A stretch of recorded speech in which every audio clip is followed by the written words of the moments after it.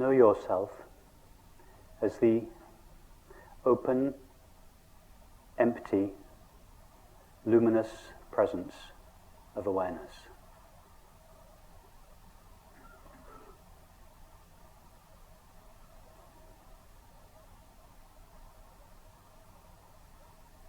Open because you say yes unconditionally and indiscriminately to all appearances of the mind, body, and world.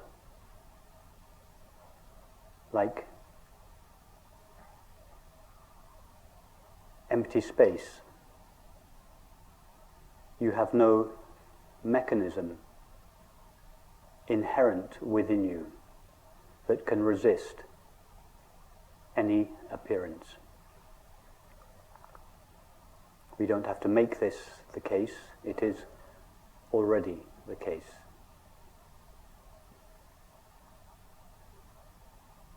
Empty, because although you, I, this aware presence is aware of thoughts, sensations, and perceptions, it is not made out of a thought, a sensation, or a perception. It is made out of pure knowing or awareness.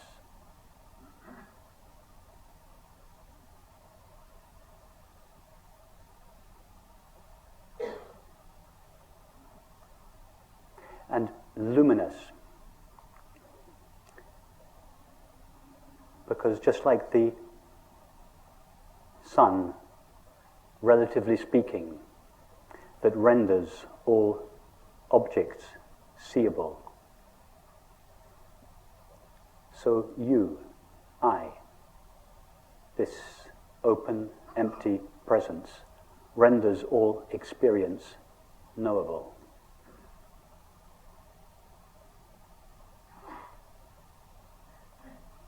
In fact, we don't really see objects, relatively speaking, illumined by the sun. We just see reflections or modulations of the sun's light, appearing as a multiplicity and diversity of color. In the same way, we don't really know the objects of the mind, body, and the world. We just know our knowing of them. All we know, all that is known, is the knowing of experience. And you are that knowing.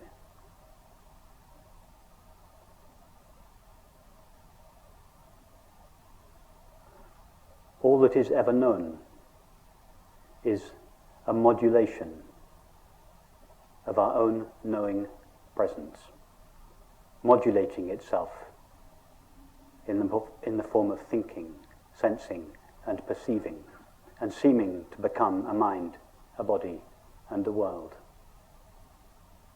But we never actually know a mind, a body, and a world as they are normally conceived. We just know our knowing of them. And this knowing, the substance of our experience, the only substance of our experience, is ourself. In other words, we know ourself alone. Awareness knows nothing other than itself. Be knowingly this open, empty, luminous presence of awareness. We don't need to do anything special to make this happen. Above all, we don't have to manipulate the mind in any way whatsoever to be this presence of awareness.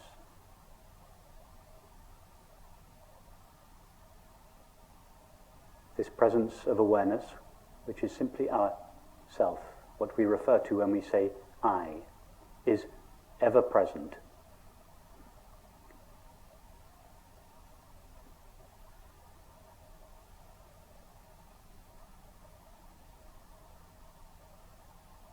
Just check this in your own experience. Nothing that I am saying this evening, there is nothing that cannot be checked in your own direct experience right now. I bring no special knowledge to this meeting. I don't have a store of knowledge which I am disseminating. I'm just, within the limits of language, trying to describe the current experience. Ask yourself, do I know anything other than now?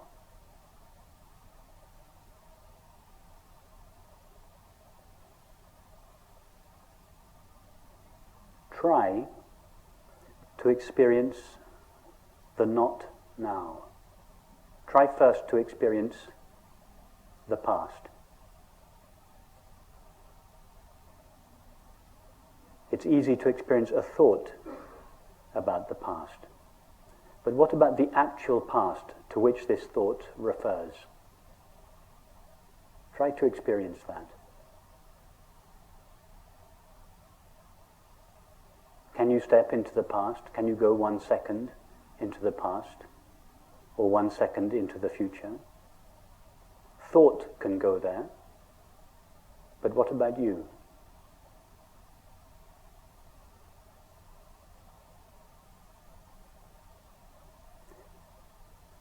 Really try to go there to make sure that this is not just an interesting philosophical conversation, but that it is actually your experience. That the past and the future are never experienced.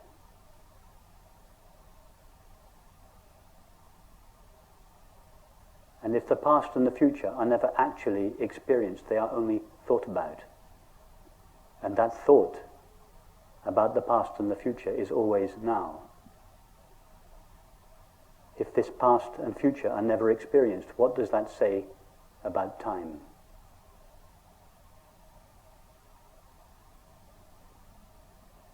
Time is a movement between a non-existent past towards a non-existent future.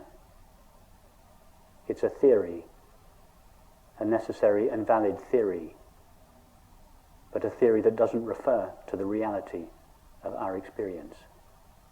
Nobody has ever or could ever experience time. When I say nobody, I mean yourself, awareness, the only one that knows or is aware.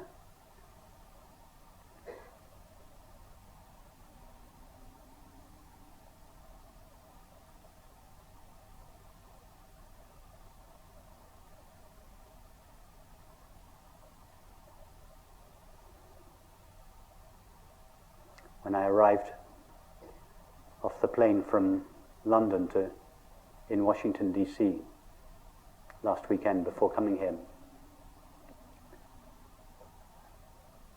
the friend who picked me up asked me how the flight was, and she said, "How long did it take?" And I experienced thought being cranked up like an old motor, a little resistant to get going.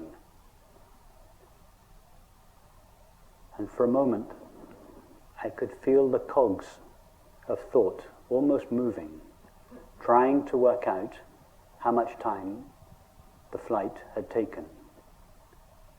Because in my experience, it had been now all the way.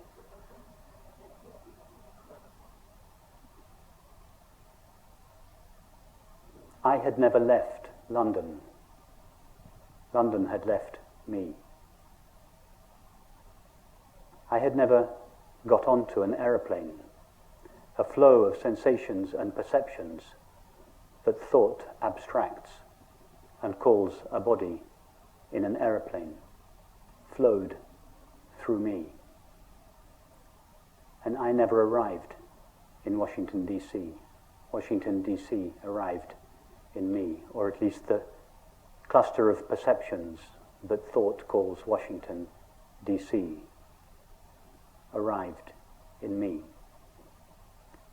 In the same way, nobody ever walked into this room and nobody is sitting on a chair and nobody is listening to a talk? A colourful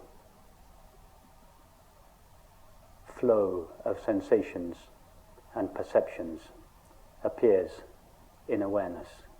But awareness never goes anywhere or does anything. It is always here and now, not here a place and now a time. Here, this dimensionless, now this timeless presence of our own being. That is our experience, whether we recognize it or not.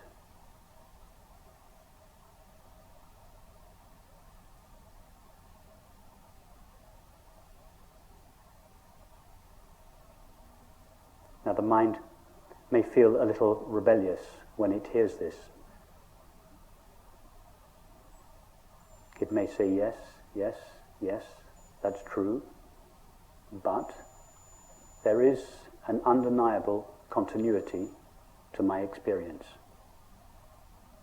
And this undeniable continuity would seem to be evidence of time.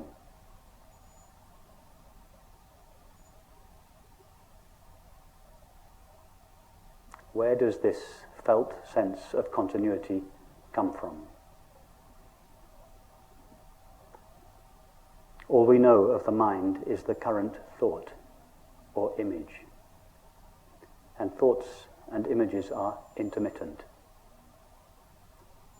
The body is known through sensation, and all sensations are intermittent.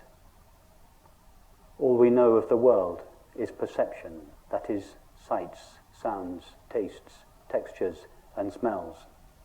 In fact, nobody has ever experienced a world as such, a world as it is normally conceived to be.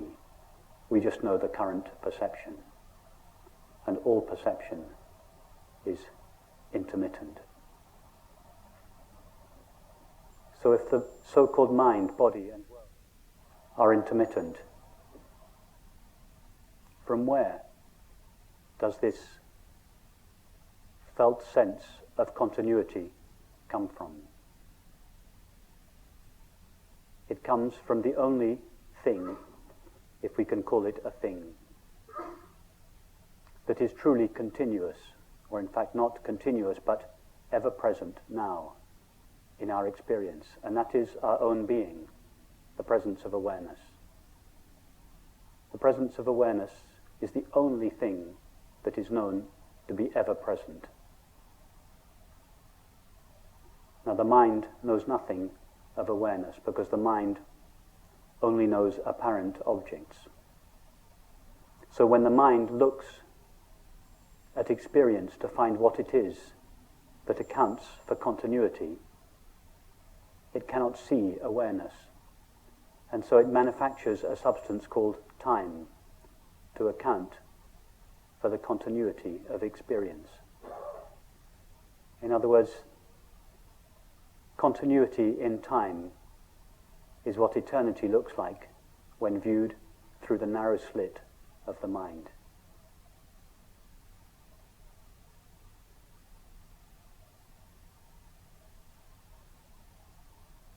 Permanence in space is what the infinite, unlimited nature of awareness looks like when viewed through the narrow slit of the mind. Continuity and permanence are pale reflections at the level of the mind of the true, eternal and infinite nature of awareness, that is, of our self.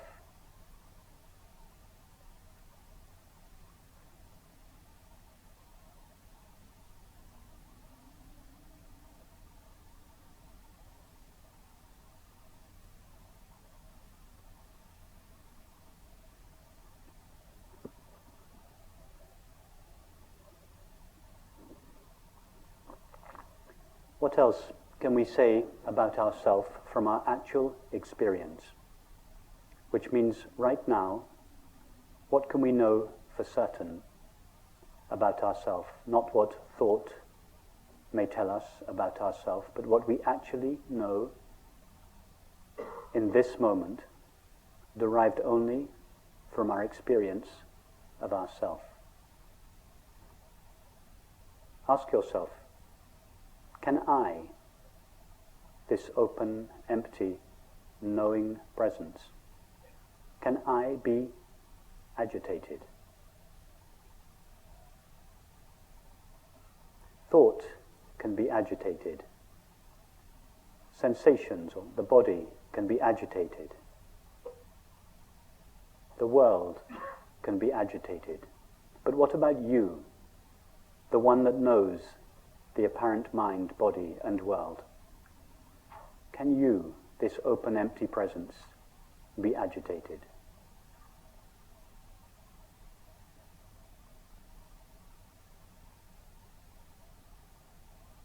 See, in your experience right now, that you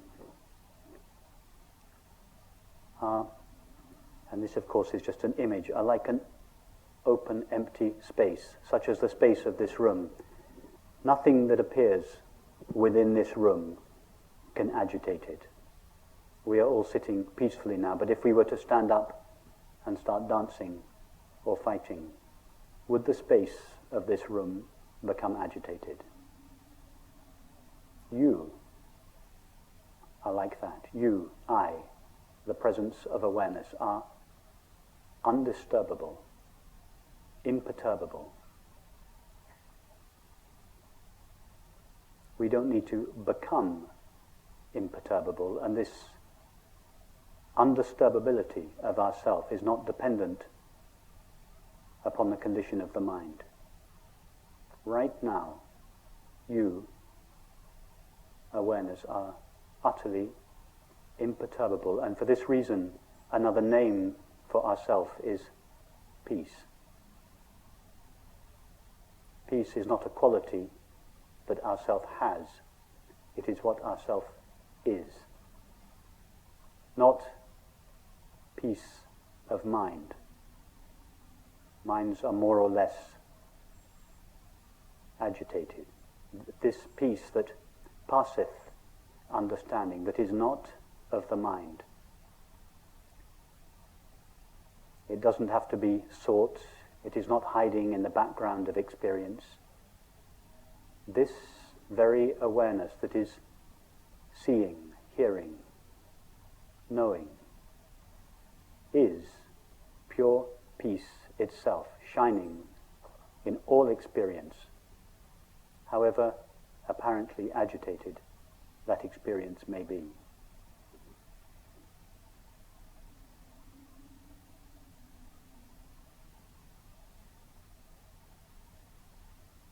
Ask yourself, can I, this presence of awareness, ever lack something? Thoughts can say that something is missing. Feelings can say that something is missing. But what about you?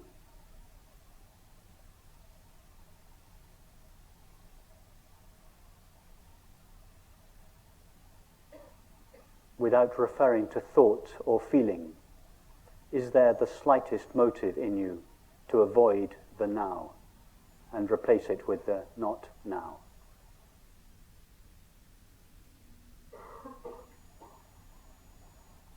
See that in yourself, this presence of awareness, there is not the slightest impulse or possibility to avoid the now. And what do we call this absolute absence of resistance to the now? The absolute absence of resisting what is and seeking what is not. What is the common name we give to this? It is called happiness. We all know that when we are happy, we are by definition not resisting the now and seeking in the past or the future. By happiness, of course, I do not mean a pleasant state of the mind or the body. I mean this absolute impossibility of ourself ever to resist or seek, to resist what is and to seek what is not. So happiness, like peace, is just another name for ourself. It is not a quality that ourself has, it is what ourself is.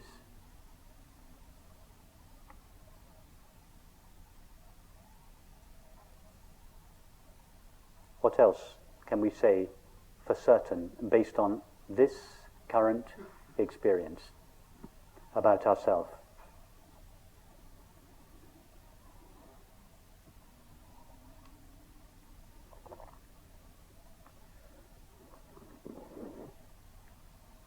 When I was driving here, or being driven here, the day before yesterday, from the airport in San Francisco, I was looking in the wing mirror of the passenger seat, and I noticed the words inscribed at the bottom of the wing mirror. And they said, "Objects in the mirror are closer than you think." A statement of pure non-duality.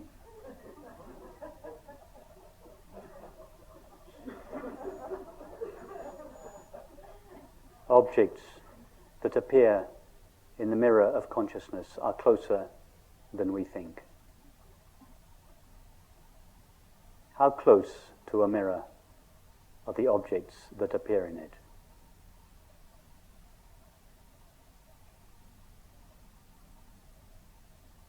Are there in fact two things? One, the objects that appear in the mirror, and two, the mirror? Or is it all just mirror?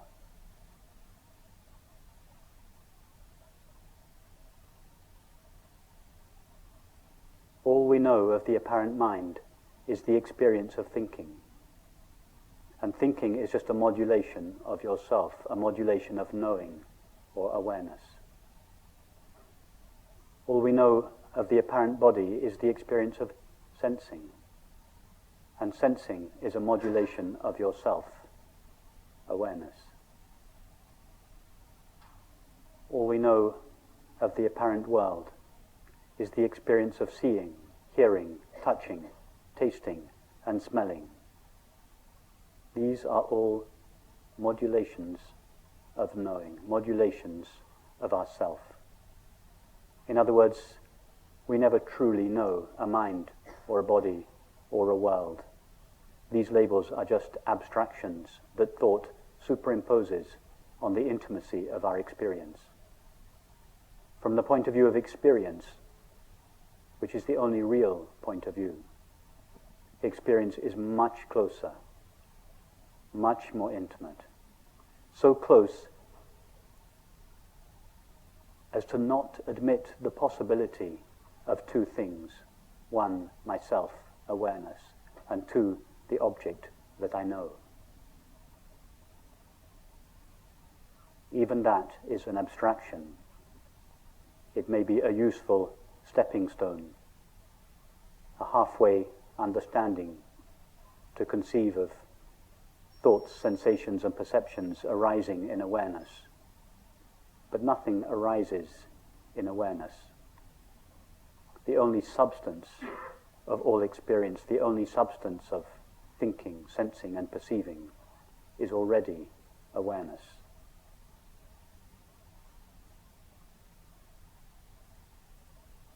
What do we call this absolute absence of two things? A subject that knows and an object that is known.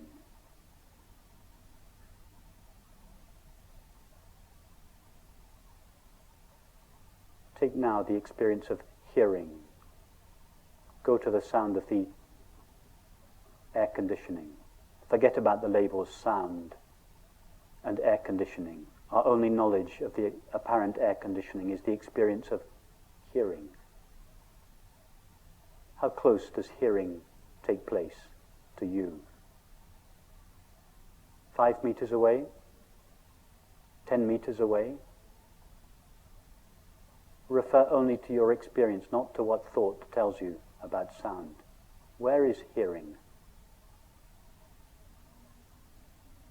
Is it close? Intimate? And in the experience of hearing, can you find two parts? One part that hears, and another part that is heard? Or is it just one seamless, intimate substance called myself?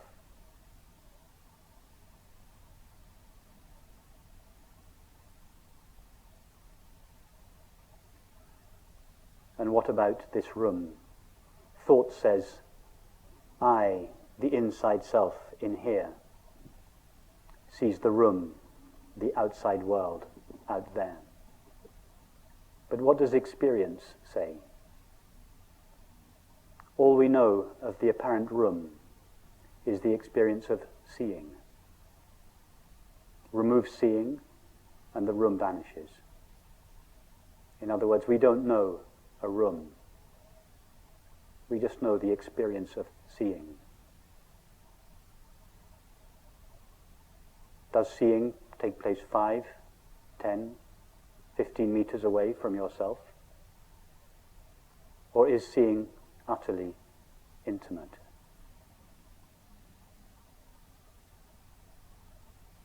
And can you find two parts to the experience of seeing? One part that sees, and another part that is seen?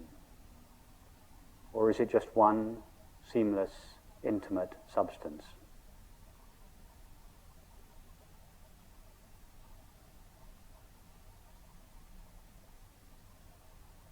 And what is the name, the common name we give to the absolute intimacy of all experience?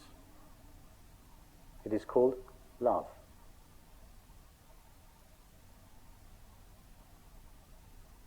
Love is the most familiar experience that we all know, the collapse or dissolution of the sense of a self in here and an object, other, or world out there. The collapse of this sense of separateness, distance, otherness, not me-ness, is what we call love.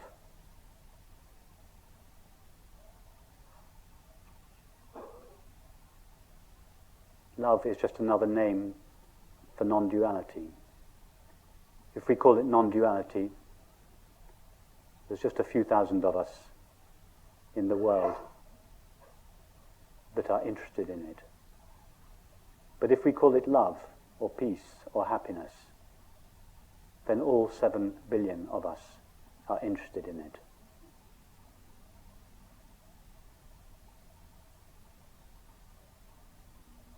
So why is it, if love, peace, happiness are the natural condition of all experience, the substance out of which all experience is made, how is it that it seems not to be experienced?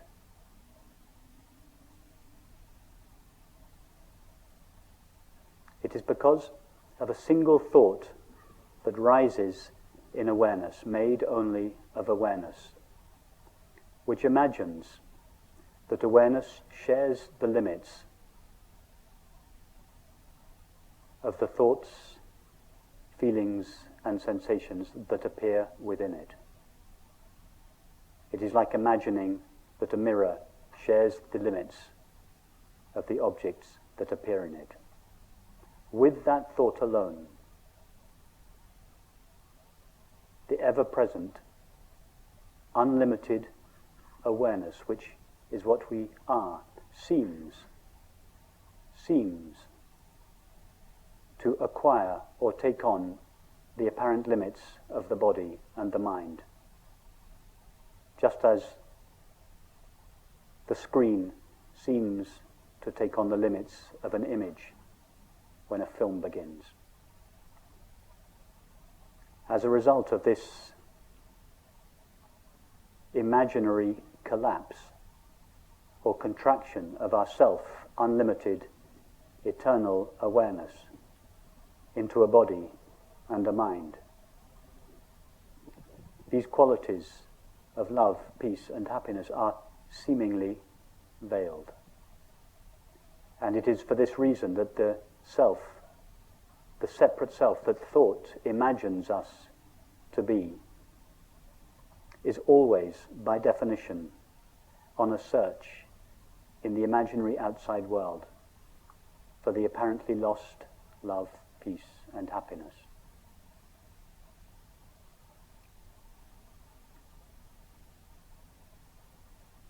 However, this imaginary inside self cannot, by definition, find the love that it seeks, because its very presence, its apparent presence, is the veiling of that love. All the separate self seeks is love. In fact, the separate self is not an entity that searches, it is the activity of resisting the now and seeking the not now.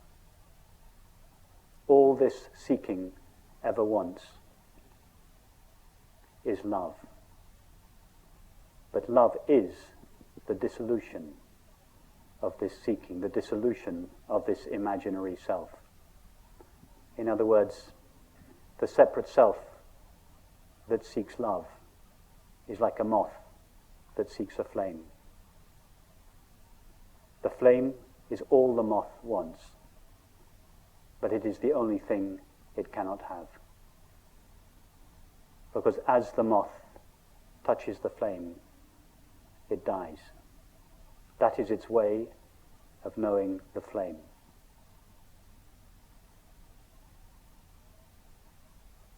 It becomes the flame as it touches it. That is the separate self's way of finding love, by dying in it. The death or dissolution of the separate self is the experience of love.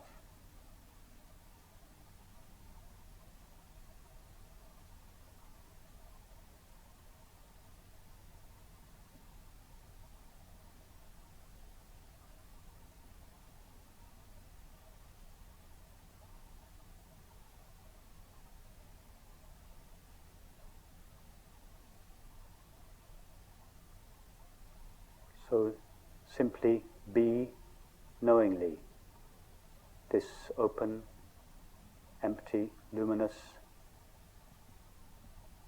presence of awareness, whose nature, whose inherent nature is love, peace, and happiness.